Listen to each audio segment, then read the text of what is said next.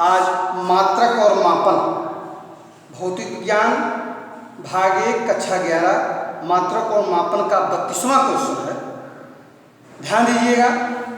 32वां question यह कहता है, मित्रों को इस प्रकार पढ़ेंगे। यह एक विख्यात तथ्य है कि सूर्य पूर्णतः सूर्य ग्रहण की अवधि में चंद्रमा की चक्रिका सूर्य की चक्रिका को पूरी तरह ढक लेती है।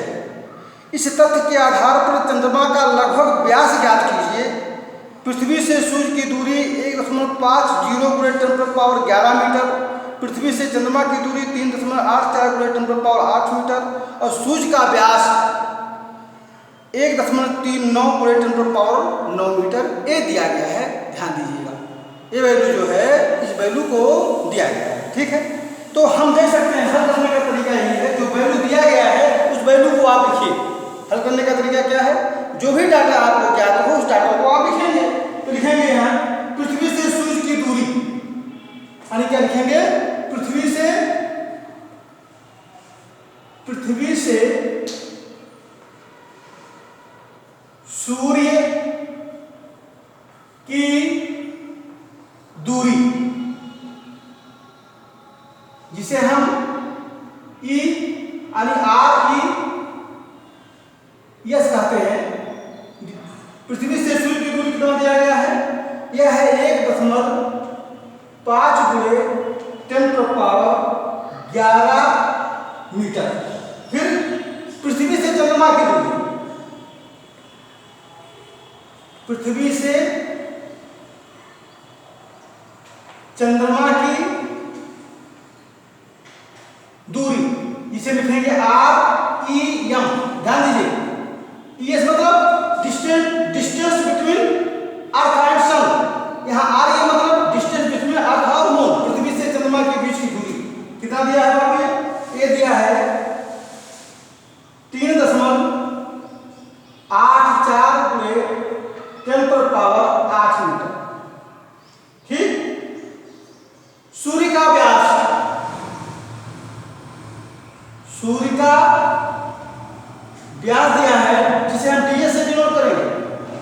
एंड डायमीटर ऑफ सन ये दिया गया है 1.39 × 10⁻9 मीटर। अब एक बार जो फिगर बनाएगा, फिगर को समझिए। ये पृथ्वी है, ये चंद्रमा है, ये सूर्य। यहां से यहां तक की दूरी को हम सूर्य का व्यास ds से प्रदर्शित करेंगे, ds करेंगे। पृथ्वी से चंद्रमा के बीच की दूरी की REM और पृथ्वी से सूर्य की बीच की दूरी क्या करते हैं हम? RES। यदि चंद्रमा का व्यास DM है, हमें क्या करना है? हमें चंद्रमा का व्यास क्या करना है? चंद्रमा का व्यास DM, डायमीटर ऑफ मून, ये क्या करना है? आपको ज्ञात करना है। ठीक है, तो जो थीटा है पूरा आपका थीटा, ये थीटा को इसके द्वारा व्यक्त किया जा रहा है और थीटा को इसके द्वारा व्यक्त किया जा रहा है। तो आप देख सकते हैं यहाँ थीटा बराबर लिख सकते हैं, क्योंकि थीटा बराबर क्या हो जाएगा? एक बार चंद्रमा के बीच की दूरी और एक बार चंद्रमा का व्यास। चंद्रमा का व्यास कितना है? DM। हम लिख सकते हैं हम DM बटे पृथ्वी और चंद्रमा के बीच की दूरी REM। ठीक इसी प्रकार से जब हम सूर्य को लेंगे तो सूर्य का जो है व्यास DS बटे पृथ्वी और सूर्य के बीच की दूरी RES। देख सकते हैं दोनों स्थितियों में थीटा का मान क्या बराबर है? चंद्रमा के द्वारा अंतरित कोण भी थीटा है और सूर्य के द्वारा भी अंतरित कोण क्या है? थीटा है। दोनों स्थितियों में थीटा का मान क्या है? आप देख रहे हैं बराबर से कर रहा है। अब आप देख सकते हैं यहां से हमें DM क्या करना है? यहां से DM बराबर क्या हो गया? DM बराबर यहां से होगा DS बटे RES गुणे REM। वैल्यू दिया गया है, वैल्यू रखेंगे हम। यहां से DM कितना मींस डायमीटर ऑफ मून, चंद्रमा का व्यास। DS कितना दिया गया है? यहां देखिए जहां DS है ये दिया है 1.39 × 10⁻9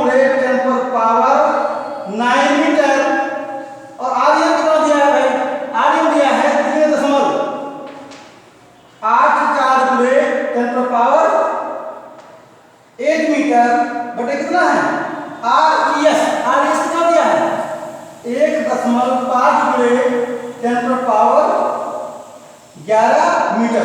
ध्यान देना 10⁻9 10⁻8 ये कितना होगा 10⁻17 हो गया। 10⁻17 11 से कट जाएगा कितना मिलेगा 10⁻6 अर्थात अब आपको वैल्यू आ गया। वैल्यू जो मिला है आपको कितना आप देखेंगे भाई यहाँ वैल्यू आपको Dm बराबर होगा लिख सकते हैं 1.39 गुणे 3.84 गुणे 10⁻6 बटे 1.5। अब इसे हल करने के पश्चात आप इससे मल्टीप्लाई करेंगे जो आएगा इसमें डिवीजन कर देंगे तो इसे हल करेंगे तो आपको आएगा वैल्यू मिलेगा 3.56 गुणे 10⁻6 मिलेगा। क्या मिलेगा 3 Dm बराबर होगा चंद्रमा का व्यास 3.56 गुणे 10⁻6 मीटर जो है क्या होगा चंद्रमा का व्यास जो है ज्ञात हो जाएगा। इस तरह से जो है चंद्रमा का व्यास जो है ज्ञात हुआ है। ठीक है ये क्वेश्चन नंबर क्या है क्वेश्चन नंबर 32 है। अब क्वेश्चन नंबर 33 देखेंगे आप।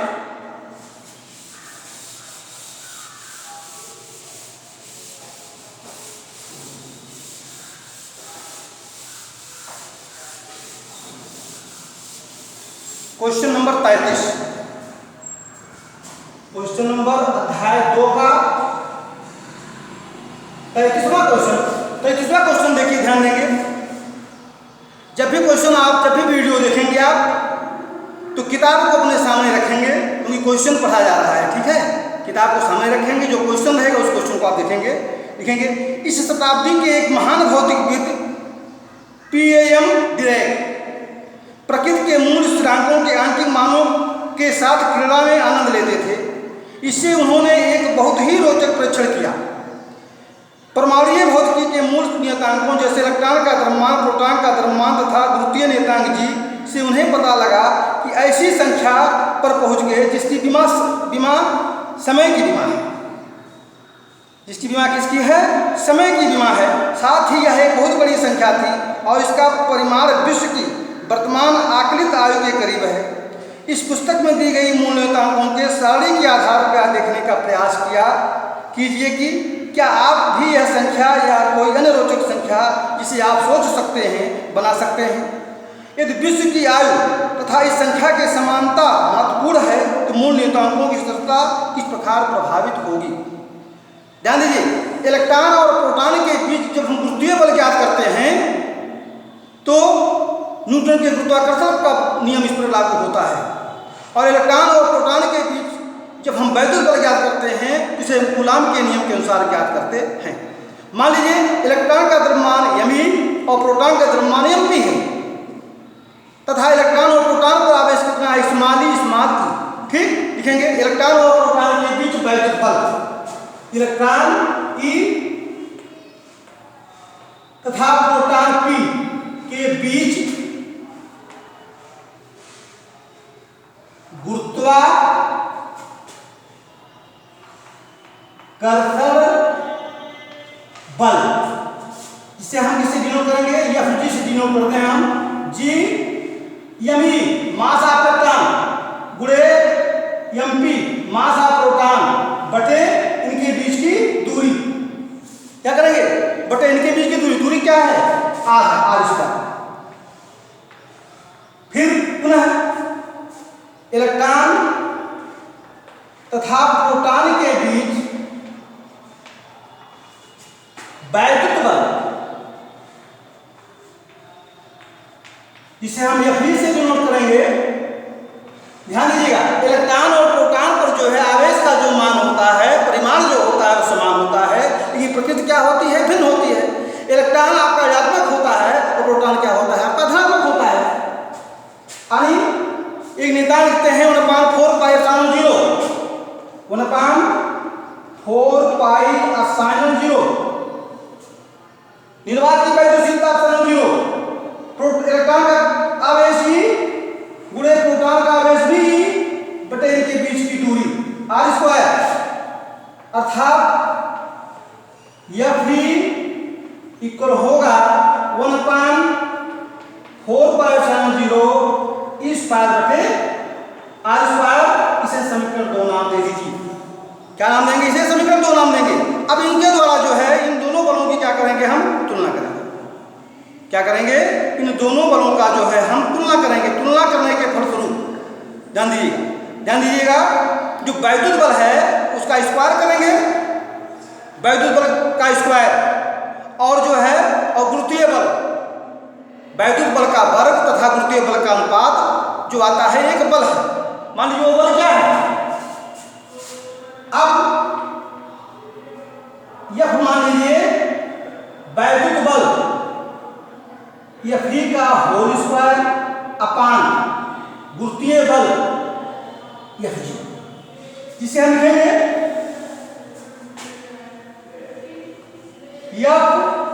वैद्युत बल कितना दिया गया है? 1/4πε0 ई स्क्वायर बटे आर स्क्वायर का होल स्क्वायर बटे capital G mass of electron into mass of proton बटे आर स्क्वायर। इनको हल करेंगे। हल करने के फलस्वरूप हमको मिलता है, ध्यान दीजिएगा, हल करने के फलस्वरूप मिलेगा F इक्वल 1/4πε0 तो रहेगा ही, वर्ग हो जाएगा, 16 4 14 16, ठीक है, e पर पावर 4 वर्ग करेंगे, e पर पावर 4 और 4 14 16 पाई स्क्वायर अपसाइलन 0 स्क्वायर और आर स्क्वायर, यहाँ आप पावर 4 और आर स्क्वायर निकल जाए तो कितना बचेगा? आर स्क्वायर आपका शेष बचेगा। कितना बचेगा? R square. फिर यहाँ मिलेगा capital G mass of electron into mass of proton into R square. ध्यान दीजिए। अब यहां से जो है समीकरण 3 इसको नाम देते हैं समीकरण 3। फिर क्या कह रहा है? परंतु बल F की विमा कितना है? बल F की विमा, बल F की विमा होती है ml t पर पावर -2। कितना में होता है बल F की विमा? t पर पावर -2। ये आपका, इसे समीकरण हम 4 मान लें।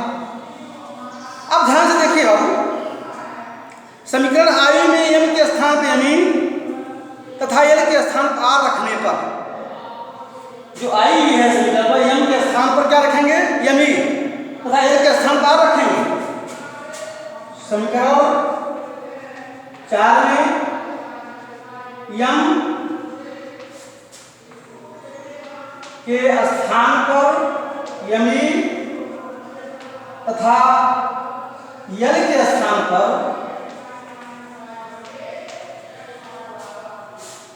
r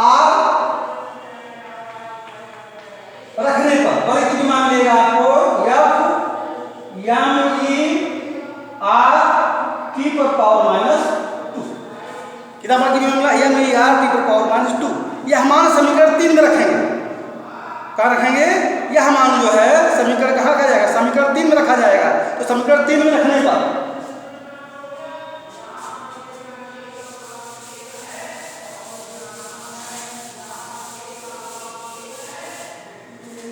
F के स्थान पर क्या रखेंगे? यही मान F के स्थान पर रखा जाएगा। यह मान समीकरण 3 में रखेंगे। समीकरण 3 में यह मान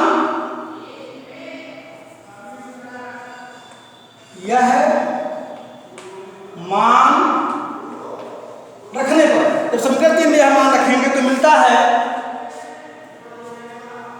F के स्थान पर m r t पर पावर -2 e पर power 4 16 pi square epsilon 0 square g m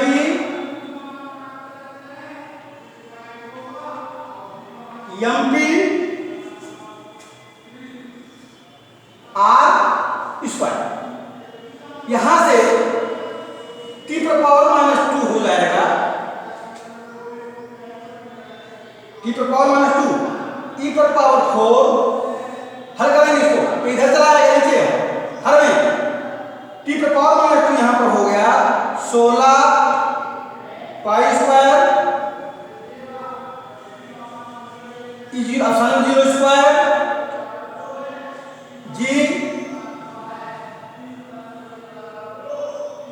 M E square M P और आर का इसमें मल्टीप्लाई करें क्या होगा यहाँ आर। अब प्रकाश की चाल, अब प्रकाश की चाल सी की विमा भी बराबर कितना है एल की पावर -1। यह हमारा समीकरण 4, इसे समीकरण 4 रखिए। यह हमारा समीकरण 4 है, हमारा समीकरण 5 में रखिए। अर्थात ध्यान दीजिए, अब यल के स्थान पर क्या लिखेंगे? यल के स्थान को सी लिखा जाएगा। यल के स्थान पर सी, यल के स्थान पर आर रखने को, ध्यान दीजिए, चलिए यल के स्थान, यल दूरी है ना, यल के स्थान पर रखने को, यल दूरी है, यल के स्थान पर आर रखने पर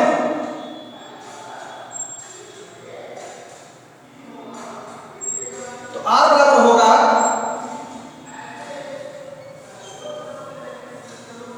सी टी। यह मान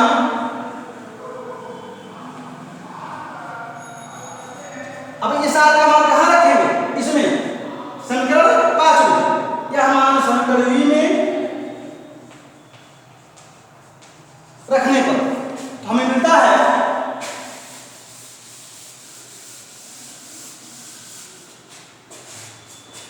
यह मान समीकरण वी में रखने पर हमें ज्ञात होता है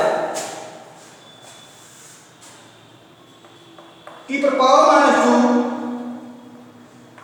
e पर पावर 4 e पर पावर -2 बराबर e पर पावर 4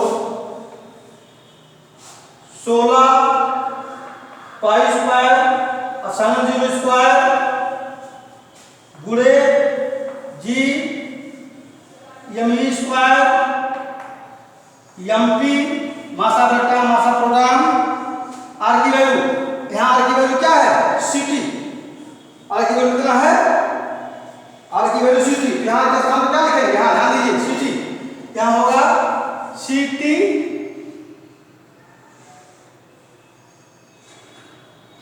क्यू।